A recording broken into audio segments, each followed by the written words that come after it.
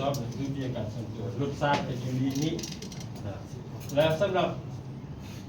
เส้นประสาทที่ว่าปัญษานี้พวกเอฟเฟรนนะมันก็ไปปัญษาอยู่แสดงอยู่กลางซีเอ็นนะกลางซีและเอ็นแล้วก็ต้อม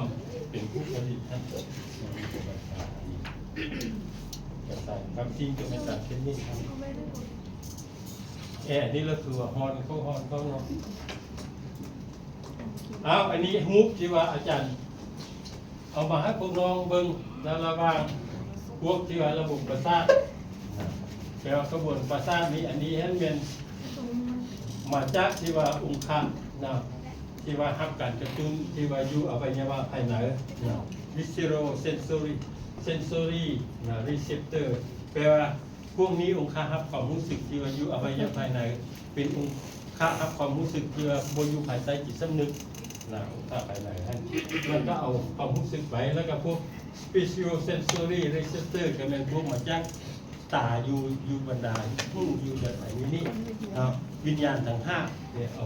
เข้าไป somatic sensory receptor ก็ไปเอาความรู้สึกจากการสัมผัสอุณหภูมิเมียต่างๆเกิดจากความหมุนเวียนขึ้นเมื่อห้านะแปลว่าเอาขึ้นเมื่อนี้เป็นพวกอัปเปอร์เรนท่านแปลสิ่งประสาทนำเข้านะขบวนประสาทจะเข้าไปห้าซึ่งการประสาทให้ข้อมูลเช่นแปลข้อมูลข่าวสารไปห้าระบบประสาทท่านแล้วย่างจ้างนั้นแปลซึ่งการประสาทเป็นจะบรรษาออกมาจากเส้นประสาทเป็นบรรษาอันเอ็กเฟรนดิวิชั่นท่านแปลเป็นบรรษาพวกที่ว่าสำหรับโซมาติกซิสเต็มนี้ก็ไปบรรษาพวกที่ไปใต้จิตสำนึกก็เป็นพวกกามซีนที่ว่าลายแห่งร่างกายนี้ครับส่วนพวกที่ว่าโบอยู่ภายใต้จิตสำนึกนี้แปลว่ามันก็แปลบรรษาบรรดาต้อมแล้วก็อุคะต่างๆอยู่ภายในนั้นโดยที่ว่าพวกที่ผ่านเขาแปลเส้นประสาทพวกที่ว่าเขาเป็น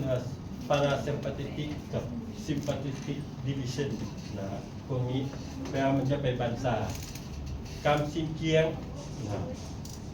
แล้วก็บรรษาหัวใจนะบรรษาการซิมเกียงนี้แล้วก็บรรษาต้อม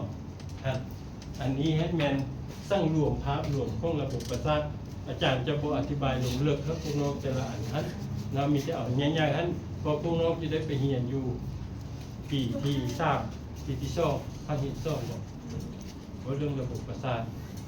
จะบูมัวมันค่อยเสื่อมอยู่จ้ะ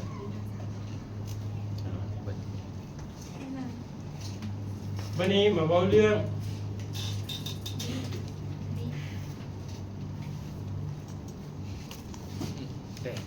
สำหรับระบบประสาทอัตบาลนี้นะแปลว่าวิญญาณภายใต้จิตสำนึกมีซึ่งกลางมันอยู่สมองและทารามุสนะฮะคูทารามัสแล้วก็แอมฟอร์มิชันเวลานี้นะฮอบนอกของมันจะอัปเปอร์เรนของมันจะไปนำขบวนกับประสาทนะแล้วก็เอฟเฟอร์เรนจะไปนำเส้นประสาททั้งหมดนั้นนะของระบบประสาทนะของ SCS นี่ของเส้นประสาทเกี่ยวกับอยู่ภายใต้จิตสำนึกนะระบบประสาทแปลว่ามันจะกลุ่มเอาทุกชีวประสาทอยู่ในร่างกายฮะผู้หน่วยพื้นฐานก็มันจะมีจุลังประสาทนี้อาจารย์บอกแล้วนะจุลังสนับสนุนในรูปริยานี้เรียกว่าเรียนเซลล์นี้นะแปลว่าจุลังประสาทนี้ในรูนของมันก็จะมีตัวจุลังนะมีงาจุลังอักโซนงาเกี่ยวกับเรื่องอะไรนี้แล้วก็มีกิ้งแปลว่าเด่นได้ทั้งอันนี้และก็มีปลายสุดสำหรับเชื่อมต่อกับแปลว่าองค์ค่าอื่นๆท่านเขาเป็น contact region แองแตงเนโรนาท่านแปลตัวจุลังประสาทหนึ่งมันจะมี2ขั้วอันหนึ่งขั้วหับกันกระตุ้นแล้วก็ขั้วบรรษาท่าน2ขั้วอันนี้พวกน้องก็จะเห็นอาจารย์เนี่ยอันนี้เป็นเดนไรนะแต่ว่าไม่ใช่ว่าไม่จริงนะอันนี้เป็นแอ็กโซนท่าน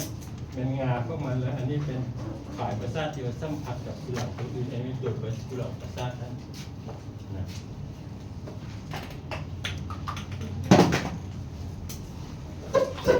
วันนี้การจำแนกเนาะแปลว่าตามโครงห้าง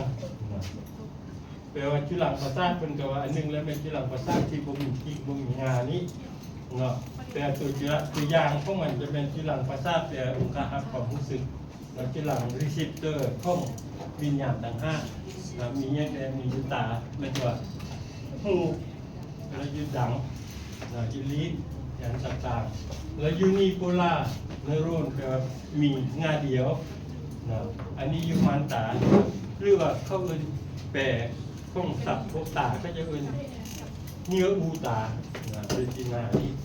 แล้วคล้ายๆคลึงกับมี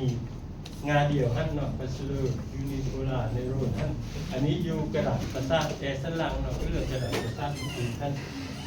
และพวกมีช่องงาเนาะบิโพลาร์เนโรนนี้แต่มันอยู่กระดาษประสาทที่ว่าอาจารย์ว่าเมื่อกี้ไปแล้วภูที่แปดนี่นะแม่ที่บูรูโคเปีย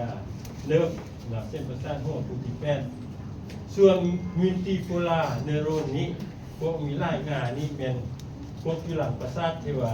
บรรษาการเป็นหนึ่งอยู่สันหลังครับนี่อันนี้นะผมมีงานะอันนี้มี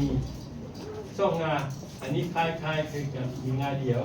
นะมันออกมามีงาเดียวแต่ว่ามันแยกออกเป็นช่องงาเบื้องหนึ่งก็มันเป็นบรรษาแล้วเบื้องหนึ่งก็เป็นทำความรู้สึกแล้วอันนี้มีรายงานนะวันนี้แปลว่าการจำแนกกับหน้าที่การเนาะอันนี้ให้เป็นจุลังประสาทรับความรู้สึกเซนซอรี่เนโรนท่านนะเรียกว่าอัพเฟรนเนโรนนี้แปลตัวละจุลังของมันท่านแท้ๆมันจะอยู่นะแปลกระดานประสาทนะกระดานประสาทที่รับความรู้สึกท่านฮอบนอกท่านนะอยู่สันหลังข้างๆสันหลังของเราperipheral sensory pancreas มันเป็นประเภทที่หลังที่ว่า pseudo unipolar neuron คล้ายๆคือกับมีงาเดียวนั้นนะมันแปลว่าปลายประสาทตัวหนึ่งนั้นแปลว่ามันจะไปรับเอาความรู้สึกจากเสียองค์รับความรู้สึกนี้ sensory receptor นี้และก็เข้ามานำกระแสประสาทเข้ามานั้นสิ่งประสาทนำเข้านี้นะแล้วก็มาห้าสันหลังคือว่าไปห้าสมองอันนะส่วนองค์รับความรู้สึกนะ receptor องค์รับความรู้สึกนี้แปลว่าไล่พื้นเพิ่นก็จะจำแนกออกเป็นไล่ประเภทคือกันคืออยู่นี่ฮะมันจะจำแนกออกเป็นอันหนึ่ง exteroceptor นะแปลองค์รับความรู้สึกภายนอกนั้นมันจะเป็นความรู้สึกสัมผัสอุณหภูมินะความดันpressure sensation ไส้นะแปลแสงแล้วก็ smell กลิ่นแล้วก็เสียงเนาะอะไรอย่างนี้ส่วน proprioceptor องค์ความรู้สึกทางลึกนะอยู่อันนี้ให้เป็นท่าที่ตั้งของทางกายของเรา position นี้การเคลื่อนนิ่งของกำที่ไหลให้ทางกายเนาะ movement of skeletal muscle ท่านและคอกระดูกท่านส่วน interoceptor แต่องค์รับความรู้สึกภายในนี้มันจะอยู่ระบบละลายอาหารกับดิเซปกับระบบท่านใหญ่ท่านนี้อยู่ในร่างกายของเขาhuman body นี้มีประมาณ10 ล้านกว่าองค์รับความรู้สึกแปลว่าสำหรับองค์รับความรู้สึกนี้มันมี somatic sensory neuron มีองค์จุลังที่ว่ารับความรู้สึกภายใต้จิตสำนึกและจุลังนะครับความรู้สึกที่ว่าโบอยู่ภายใต้จิตสำนึกอาจารย์เข้ามาภายใต้จิตสำนึกก็เป็นอยู่เช่นค่าอยู่กันที่ท่านโบอยู่ภายใต้จิตสำนึกก็อยู่ในพวกที่ว่า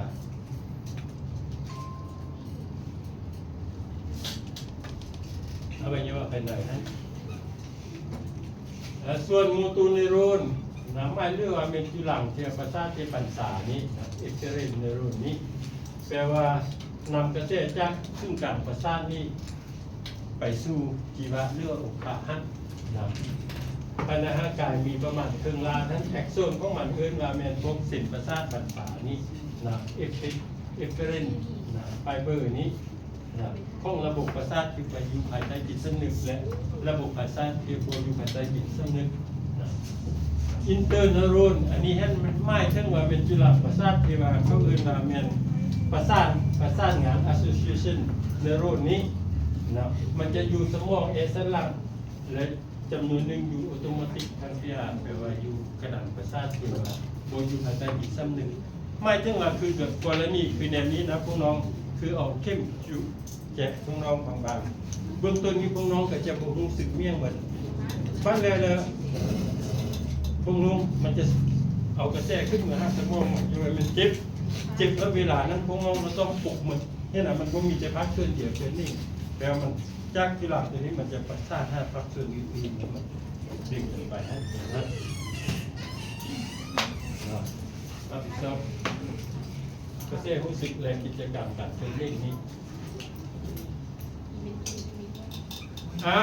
วันนี้หมายว่าเรื่องจุลังคำสูนในโรคยานี้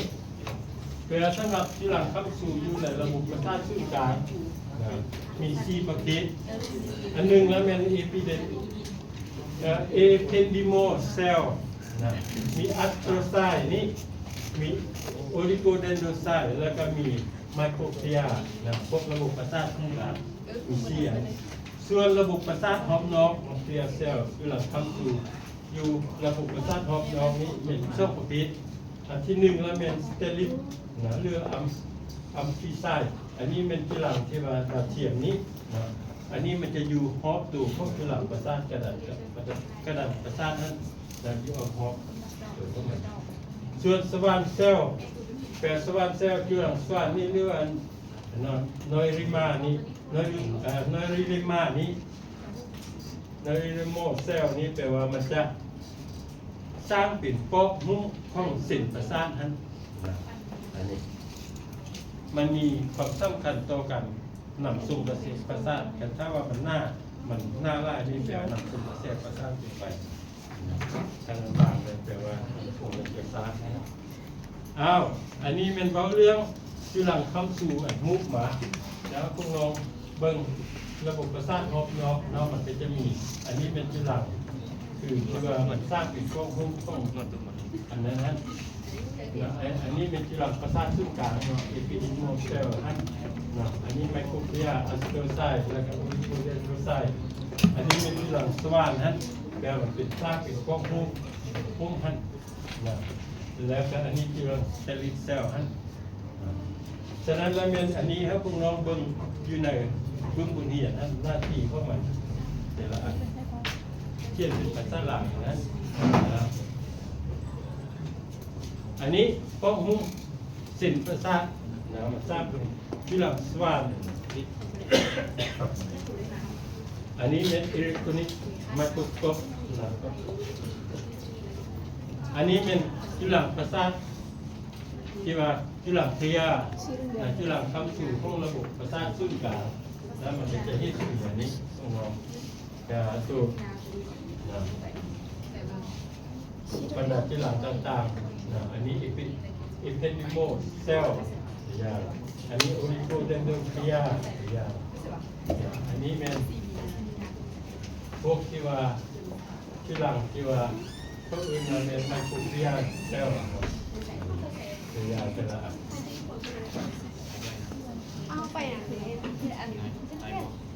อันนี้มาว่าเรื่องข้อต่อประสาทไซนัส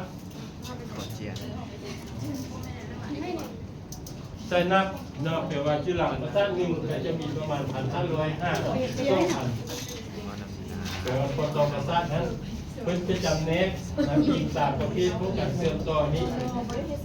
อันนึงเป็นข้อต่อระหว่างจุลังประสาทเขาอินเตอร์เรโน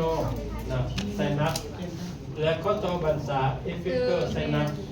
และข้อต่อกระตุ้นรีเซปเตอร์ไซนัสและคันท้าอีกต่ำหน้าที่การคุณจะจำแนกว่าเป็นข้อต่อไฟฟ้าเอเล็กทรอนิโกไซนัสและข้อต่อทางคีมีซิมิโกไซนัสไม่ใช่ว่าตัวที่ว่าข้อต่อไฟฟ้านี้เป็นการนำส่งกระแสเข้ามาจะเป็นใส่กระแสไฟฟ้า ตัวอย่างพวกน้องก็จะเห็นอยู่สมองแล้วก็อยู่หัวใจเขาไปว่านี่น่ะเพิ่นเขาสามารถแทกกระแทกไปฟังพวกหัวใจ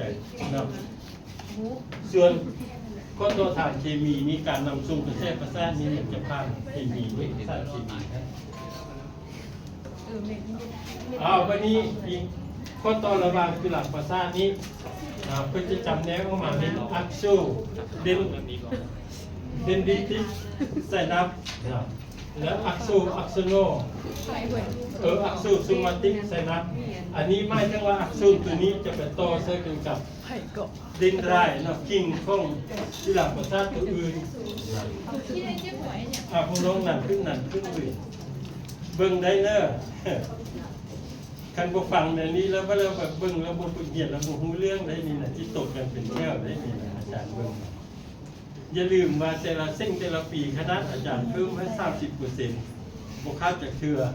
และอาจารย์เพิ่มให้คะแนนสิ่งกัน 10% อันนั้นตกเป็นแถวได้ผู้ใดนี่บ่ได้ 10% ของจำนวนนั้นแล้วอาจารย์สู้ให้พ่อแม่ให้โทรหาอาจารย์แล้วก็แล้วนะอาจารย์จะบ่มีให้นโยบายเนาะได้คนเลยครับพ่อแม่ให้ผู้นั้นถูก5อาจารย์บ่ต้องบอกให้เป็นถูก5อาจารย์หรือว่าให้ผู้ใดก็มีแฟนมีหยังแล้วเป็นท่านหมออยู่นี่แล้วก็ให้ถูก5อาจารย์บ่ต้องถูกอาจารย์บ่มีนโยบายท่านอย่างอาจารย์อาจารย์มีจะตัดเกรดลงให้ต่ำท่านนำตัวอย่างคือตัวอย่างดีแทนที่อาจารย์ว่ามาตรฐานเกณฑ์ของมันจะแจ้งต้องเป็น50 60หรือ50ขึ้นเหนือแต่ว่าอาจารย์เอาลงต่ำให้มันเป็น40นะอย่างท่านอาจารย์ดีต้นแท้อาจารย์ก็เอาลงให้เขา30ท่านหลายพยายามตั้งใจเรียนได้นี่นะหลายคนอาจารย์ก็เบิ่งไปก็เฮ็ดมีได้วิ่งโทรศัพท์เสื้อนี่นะแล้วพวกนั้นเลยที่ตกไล่น่ะท่านผู้เบิ่งบทเรียนแล้วที่ไปเบิ่งบทเรียนซึ่งนั่นคืออาจารย์ว่าท่านบ่จะบ่แต้มแล้วปึ้งก็บ่มีแล้ววันนี้จะไปท่ากายบ่มีทางได้จิตได้กายนั่นพอเวลาสิ่งอาจารย์เข้าเองบ่ได้ให้เบิ่งเข้าได้อย่าไปวางกายเนื้อวิชาอาจารย์บ่มีทางได้จิตได้กายนะได้แจ้งปัดแท้ๆปัดเรื่องปัดแดงอักซูเดนดิติแปลว่าอักซูตัวนี้เป็นต่อเซอร์นะเดนไรทั้งตัวอื่นท่านอักซูโซมาติกหมายถึงอักซูตัวนี้เป็นต่อใส่ตูดที่หลังประสาททั้งตัวอื่นอักซูอักซูโนใส่นับหมายถึงว่าอักซูของที่หลังตัวนี้เป็นต่อใส่อักซูของตัวอื่นท่านนะส่วนข้อต่อบรรษาเขาจะฟ้องอยู่แต่กรรมชิ้นหลายมันเป็นบรรษากรรมชิ้นให้มันเป็นเรื่องเดียวแบบบรรษากรรมชิ้นเกียงและการต้องเนาะถ้ามันมีการผลิตก็ต่อบรรษา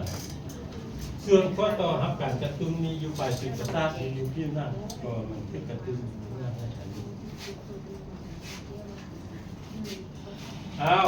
ข้อต่อไฟฟ้าเนาะอาจารย์ครับแต่ว่าจะว่ามีแต่พอเขาพุ่งซื้อแปลว่าการนำส่งกระแสพวกมันจะมีกระแสไฟฟ้าแต่ว่าโดยเฉพาะยุคตัวอย่างอาจารย์อยู่ให้บางที่สมองนั้นเส้นประสาทที่ประสาทกันเป็นนิ่งแบบที่ว่าดูดีกับส่วนตัวนั้นส่วนข้อต่อทางเคมีข้อต่อเคมีนี่พวกน้องก็จะเห็นยุคตัวอย่างอาจารย์ถ้าเห็นอยู่นี้แปลว่าสารที่มันส่งต่อนี้เป็นประเภทที่ว่าเป็นสารเคมีฮะเนาะแปลว่ามันจะเขาเรียกว่ามันอันนี้เป็นส้นทางเบื้องกระตุ้น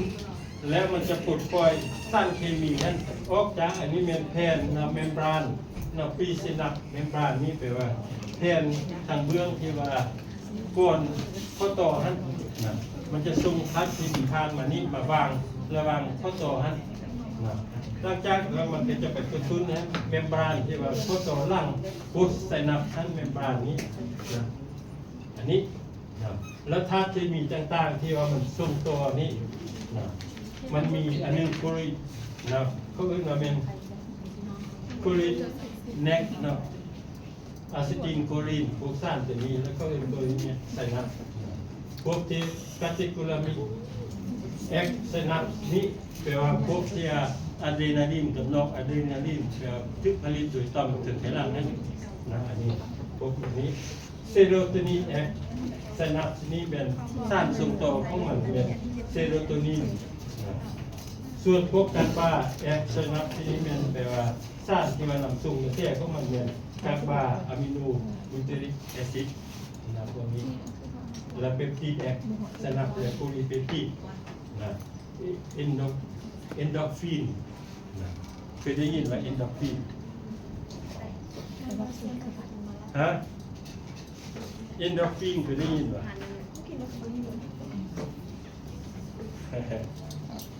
จะสร้างตัวนี้ให้มันจะทึกแต่หลังออกมาเราเห็นให้คนท่านมันมีความสุขท่านโดยเฉพาะแล้วพวกเข้าเสพยาเสพติดแล้วเข้าไปช่วงสารนี้มันไปกระตุ้นให้ตัวนี้มีการผลิตเนาะสารตัวนี้ร่างกายก็มันจะมีสารผลิตให้โดยเฉพาะและเมียนเช่นให้ร่างกายสดชื่นโดยเฉพาะมันจะเริ่มมีการผลิตให้เวลาที่ว่าพวกคำนะแป้งตัวหมูนี่มันจะเริ่มการผลิตแล้ว